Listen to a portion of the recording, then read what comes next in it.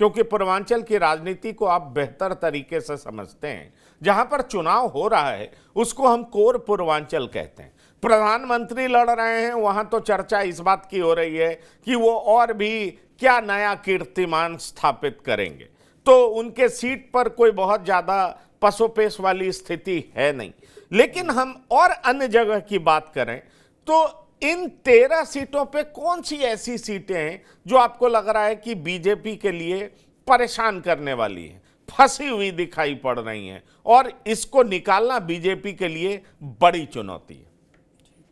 पंकज जी, देखिए आपने बिल्कुल ठीक कहा कि पूर्वांचल का ये जो आखिरी चरण में जो हम जिस पूर्वांचल पर चर्चा कर रहे हैं 13 सीटों की, ये सबसे कोर, एक तो कोर पूर्वांचल है और दूसरा ये है कि ये बड़े बड़े बाहुबलियों का ये पूरा गढ़ हमेशा से रहा है, राजनीतिक रूप से भी, सामाजिक रूप से भी। और चूंकि प्रधानमंत्री मोदी भी का जो लोकसभा है वो भी इसी चरण में आती है, तो बनारस के और ये जितने भी बाहुबलियों का क्षेत्र है ये सब बनारस के आसपास, बनारस से 100 से 200 किलोमीटर के दायरे में सारे बाहुबलियों का वर्चस्व कभी रहा करता था। और पंकज जी, एक बात आपने ठीक है कि बाहुबली, देखिए ये इकलौता ऐसा चुनाव है पिछले बहुत सारे, मतलब करीब मेरे ख्याल से 3 दशक के चुनाव में, कि इस बार सीधे तौर पर कोई बाहुबली नहीं है मैदान में। सबसे पहली बात और सबसे अहम बात इस चुनाव की यह है पूर्वांचल में सीधे तौर पर जितने भी बाहुबली थे वो सब मैदान में, वो या तो अब है नहीं, या फिर चुनाव नहीं लड़ रहे हैं, या फिर उनके परिवार का कोई आदमी लड़ रहा है, वो सीधे तौर पर नहीं है। और हम अगर 2019 के आंकड़ों की बात करें इन्हीं 13 सीटों पर, तो देखिए भाजपा के लिए कागजों में स्थिति तो पिछली बार बेहतर थी, 13 में से 11 सीटें उनके पास थी। लेकिन वो जो 2 सीटें पिछली बार नहीं थी, घोसी और गाजीपुर, वो दोनों इस बार और मुश्किल बन गई हैं, क्योंकि अभी हमने घोसी में लगातार, देखिए क्या हो रहा है कि पहले घोसी की बात करते हैं। घोसी में लगातार भाजपा, अगर हम चुनाव की बात करें तो लगातार 3 चुनाव भाजपा हारी है। 19 का लोकसभा हारी, अतुल राय वहां से चुने गए बीएसपी के। उसके बाद फिर घोसी विधानसभा चुनाव हुआ, वो हारी। उसके बाद घोसी में विधानसभा उपचुनाव हुआ, वो भी बीजेपी हारी। और इसके बाद अब फिर एक बार घोसी से इस बार सुभाषपा के कोटे में वो सीट गई है, तो अरविंद राजभर वहां से लड़ रहे हैं। लोगों की नाराजगी बहुत है ओपी राजभर के खिलाफ, और सबसे बड़ी बात कि उन्होंने सवर्णों को जो कुछ भी कहा, सवर्णों के खिलाफ जो नाराजगी पश्चिम से चली थी उसकी चर्चा पूरब में चौथे चरण के बाद से होने लगी थी, और लोग उस पर सवाल उठा रहे थे। ओपी राजभर ने उस नाराजगी की हवा को, पंकज जी, हवा दी। और लोग लिटरली जो है, जब हमने लोगों से बात की तो लोगों ने यही पूछा कि भाई आखिर सवर्णों ने जो है ओपी राजभर या उनकी पार्टी का क्या नुकसान किया, और भाजपा ऐसे लोगों को बर्दाश्त क्यों कर रही है। तो ओपी राजभर के जो बयान है, उनकी नाराजगी मुझे लगता है कि खुद ओपी राजभर के बेटे की सीट को मुश्किल में फंसाएगी। दूसरा, उनका जो अपना राजभर समाज है, जिसकी वो राजनीति करते हैं, जिसके वो नेता हैं, मुझे लगता है कि ये सीट भी इस बार वो पहले भी हार चुके हैं, और इस बार एक बार फिर से ऐसी उम्मीद है कि ओपी राजभर के लिए दूसरे पोजीशन की जो चर्चा है लोगों में, कि हो सकता है शायद दूसरे नंबर पर आने के लिए भी उन्हें बहुत मेहनत करनी होगी। अब बात करते हैं गाजीपुर की। गाजीपुर देखिए हालात बदले हुए हैं, क्योंकि मुख्तार अंसारी, बाहुबली माफिया, अब वो मौत हो चुकी है उनकी। अब उनके भाई लड़ रहे हैं मैदान में। उनके भाई पिछली बार भी चुनाव जीत चुके हैं, और गाजीपुर से चूंकि लंबे समय से उनका पूरा राजनीतिक जो परिवार है, वो एक लंबी परंपरा है पूरी वहाँ से विधायक और सांसद रहने की। और ख़ुद भी जो है अफजाल अंसारी ये कह रहे हैं कि हम अपने भाई की जो शहादत, वो ऐसा बोलते हैं कि शहादत है, तो वो उसको जाहिर सी बात है कि वो जो एक सिंपैथी वाली लहर होती है पंकज जी, वो गाजीपुर में इस बार जो है देखने को मिल सकती है। इसलिए ये सीट जो पहले से मुश्किल थी, पिछली बार भी हारे हुए थे, इस बार भी उसको ऐसी उम्मीद है कि वो टफ सीट है। अब आते हैं हम चंदौली पर। चंदौली एकदम बॉर्डर वाली सीट है यूपी की। वहां पर महेंद्र नाथ पांडे जी का देखिए क्या है कि उनको लेकर जो व्यक्तिगत, जिसे कहते हैं नाराजगी, तो व्यक्तिगत नाराजगी उनके खिलाफ है, जो कि हो भी जाती है, 10 साल हो गए उनको।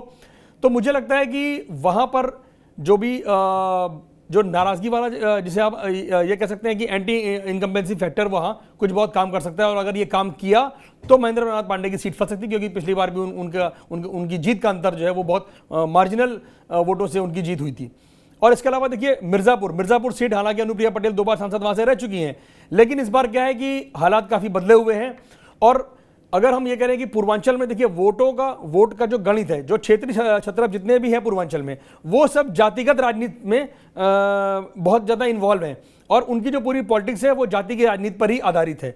इसी तरीके से जब आपकी ऐसी पॉलिटिक्स होती है कि आप किसी पर्टिकुलर जाति विशेष को जो है नोटिफाई करते हैं बतौर नेता, तो मुझे लगता है कि फिर अगर उसी जाति से कोई और दूसरा नेता भी आता है तो जाहिर सी बात है उसी नेता का वो नुकसान करेगा। कमेरावादी जो अनुप्रिया पटेल की बहन की पार्टी है, मुझे लगता है कि वहाँ पर जो उन्होंने कैंडिडेट दिया है तो उन्होंने भी पटेल कैंडिडेट दिया है और बीएसपी ने संभवतः शायद मनीष त्रिपाठी को टिकट दिया है वहाँ से।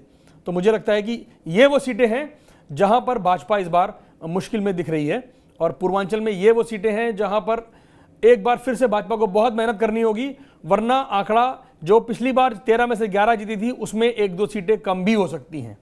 जी, 1-2 सीटें कम हो सकती है, लेकिन आपने गाजीपुर की बात की। गाजीपुर के बारे में मैं आपसे ये समझना चाहूँगा, खासतौर पर मैं अपने दूसरे मेहमान के पास जाना चाहूँगा। गाजीपुर में पिछले बार की जो लड़ाई थी वो विकास बनाम जाति की थी।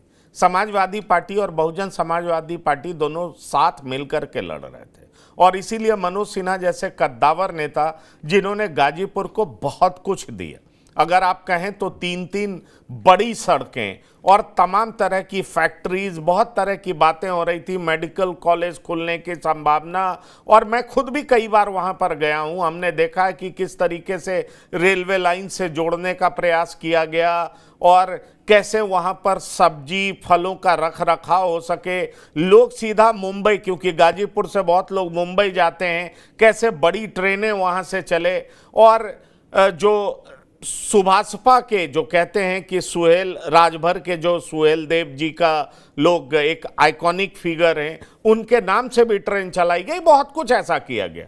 फिर भी सपा और बसपा दोनों साथ आई, मनोज सिन्हा चुनाव हार गए। इस बार सपा और बसपा तो एक साथ है नहीं, और इस बार मुख्तार अंसारी का आतंक भी नहीं है, क्योंकि मुख्तार अंसारी एक ऐसे फैक्टर थे जिनकी लोकप्रियता भी अगर हम मान लें, जो बहुत लोग कहते हैं, पर उनका आतंक भी तो एक कारण था। बहुत लोग उनसे सीधा पंगा लेना नहीं चाहते थे।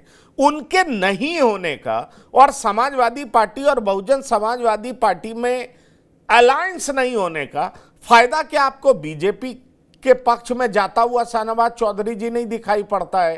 क्योंकि बीजेपी के जो नेता वहां पर हैं, पारस नाथ राय, वो एक शिक्षक हैं, स्वच्छ छवि रखते हैं, वो उनका कोई उस तरह का ना तो उन पर कोई केस है ना मुकदमा है, एक साधारण और एक मिडिल क्लास परिवार से आने वाले व्यक्ति के तौर पर देखे जाते हैं, और चेहरे से भी ऐसा झलकता है। ऐसे में सवाल उठता है कि अगर जातिगत कॉम्बिनेशन की बात करें तो वो भी हमें नहीं दिखाई पड़ता कि पिछले चुनाव की तरह है, और साथ ही साथ अगर हम कहें मुख्तार अंसारी का भी नहीं होना, क्या ये सब आपको बीजेपी के पक्ष में जाता हुआ दिखाई नहीं पड़ता है कि वहां से पारस नाथ राय भी चुनाव जीत सकते हैं, उनकी संभावना भी बहुत है?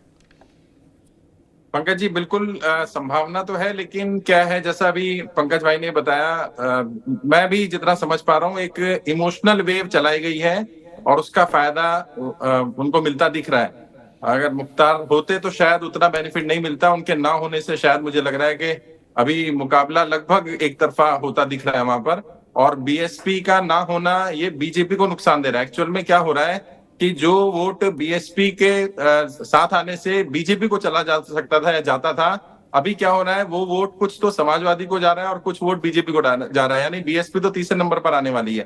तो बीएसपी के होने से बीजेपी को नुकसान हो रहा है। अगर बीएसपी का उम्मीदवार नहीं होता यहाँ पर तो शायद फाइट और अच्छी हो सकती थी। अभी मुझे ऐसा लग रहा है कि वहां पर कोई फाइट ज्यादा नहीं है। एक चीज और कहना चाहूंगा, गोरखपुर की सीट का शायद छूट गया, गोरखपुर पे भी कुछ दिक्कत आ सकती है, मुझे ऐसा फीडबैक मिल रहा है। काजल निषाद जिस तरह से वहां चुनाव लड़ रही हैं और जिस तरह से वहां जो भोजपुरी एक्टर है उनके खिलाफ एंटी इनकम्बेंसी चल रही है, उन्होंने काम नहीं किया है, तो वो भी एक सीट फंसी हुई लग रही है। मतलब कांटे की टक्कर है, ऐसा तो नहीं कहूंगा फंसी हुई लग रही है, लेकिन वो कांटे की टक्कर है उस सीट पर भी। नहीं, पर मैं वही आपसे समझना चाह रहा हूं कि क्योंकि देखिए बसपा से जो नेता हैं वो डॉक्टर उमेश कुमार सिंह हैं, बसपा ने उन पे दाव लगाया है। अब सवाल ये उठता है कि अफजाल अंसारी ने पाला भी बदला है। अब एक बड़ा सवाल ये है कि हर सीट पर, और खास तौर पर अगर हम गाजीपुर की बात करें तो गाजीपुर में दलित मतदाताओं की भी संख्या बड़ी अच्छी है। दलित मतदाता का रुझान किधर होगा, रुख क्या होगा, और उसको कैसे अफजाल अंसारी कंपनसेट करेंगे, ये मैं समझना चाहूंगा। क्योंकि जहां तक इनका सवाल है पारस नाथ राय,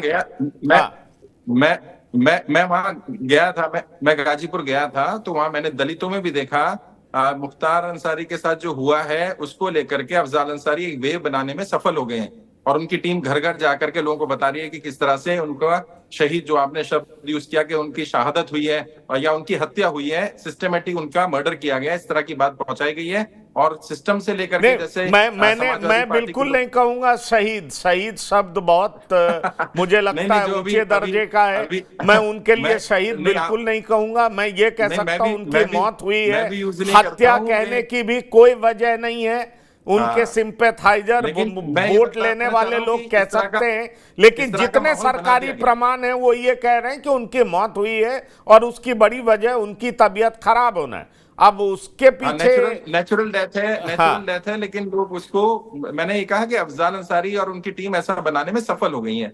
तो क्या हो रहा है, घर घर तक इस तरह का माहौल पहुंच गया है और सिस्टम को लेकर के एक डिस्ट्रस्ट ऑलरेडी है। जिस तरह से यूपी में या पूरे देश में काम हो रहा है, समाजवादी पार्टी और कांग्रेस जिस तरह से कह रहे हैं कि संविधान की धज्जियां उड़ाई जा रही हैं, संविधान बदल देंगे, तो वो सारी चीजें मिलकर के एससी वोटर को अफजाल अंसारी के पक्ष में या यूं कहें कि समाजवादी के पक्ष में लाने का काम कर रही है। पूरी यूपी में ऐसा दिख रहा है और यहाँ ज्यादा दिख रहा है, यहाँ इमोशनल एक वेव चल रही है। नहीं, पर एक न्यूज और बीच में आया था, मैं गाजीपुर पे थोड़ा लंबा चर्चा करना चाह रहा हूं। एक न्यूज बीच में ये भी आई थी, मैं चाहूंगा आप भी पंकज बोलें उस पे। वो ये आई थी कि इनके परिवार में ही आपसी कलह हो चुकी है। दरअसल ये अपनी बेटी को लाना चाह रहे थे, क्योंकि बीच में चर्चा आई थी कि इनके कैंडिडेचर पर सवाल उठेगा, क्योंकि कोर्ट में मसला था और इनका कैंडिडेचर रद्द हो सकता है। और इस परिस्थिति में इन्होंने अपने बेटी का भी नामांकन फाइल कराया था।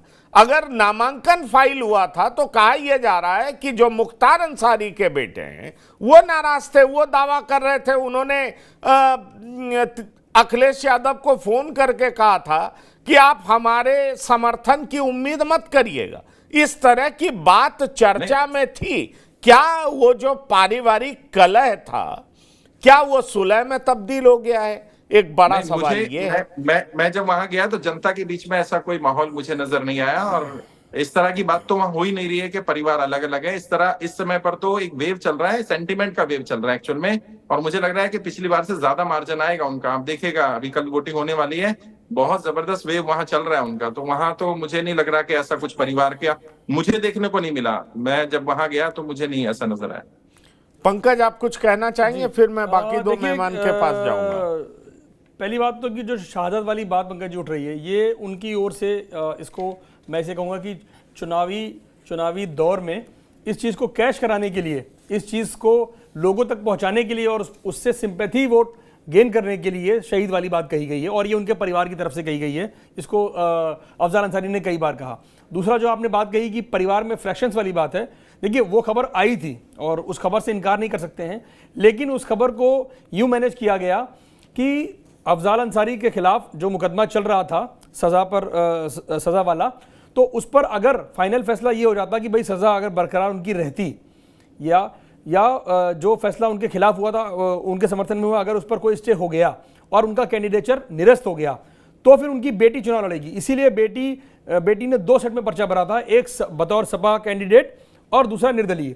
तो जब फाइनल ये हो गया कि भाई अब इसके बाद नामांकन फाइनल होना है और इसके बाद फिर नामांकन निरस्त किया जाना है, तब उस समय पार्टी के सामने ये स्थिति आई तो अखिलेश यादव ने साफ साफ कहा कि भाई हम बेटी पर दांव नहीं लगा सकते, अफजाल अंसारी आप ही को चुनाव लड़ना होगा। तो उस दिन आखिरी दिन फिर जब पर्चा खारिज होने की बात आई तो फिर उसका पर्चा खारिज कराया गया अफजाल अंसारी की बेटी का। और अब ये भी जब ये मीडिया ने सवाल उठाया और अफजाल अंसारी से पूछा गया तो वो थोड़े से नाखुश भी दिखे इस सवाल से और उन्होंने कहा कि ये विरोधियों द्वारा फैलाई गई बात है। बट ऐसी बात आई थी बीच में, तब उन्होंने फिर मुख्तार अंसारी के जो दूसरे बेटे हैं मन्नू, उनसे बयान दिलवाया कि नहीं, हम लोग सब एक साथ हैं और परिवार का जो फैसला है सब लोग उस फैसले के साथ एकजुट हैं।